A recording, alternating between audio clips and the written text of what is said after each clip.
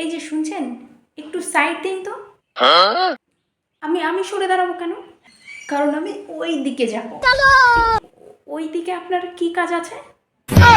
আশ্চর্য তো, আমি আপনাকে কেন বলতে যাবো আমার কি কাজ আছে ওইদিকে? আমাকে যেহেতু বলবাই না, তো আমি আবার সাইড কেন দিব? কারণ আপনি রাস্তাটা বন্ধ করে রাস্তার মাঝখানে দাঁড়িয়ে আছেন।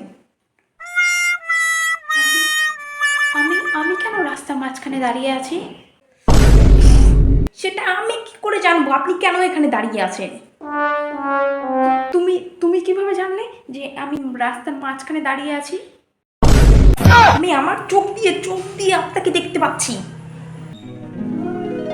তুমি তোমার চোখ দিয়ে আমায় দেখতে পাচ্ছ তো, আমি কেন দেখতে পাচ্ছি না? আপনি আপনাকে আয়না ছাড়া কিভাবে দেখবেন? তাহলে তুমি যে দেখতে পাচ্ছ, তোমার কাছে কি আয়না আছে?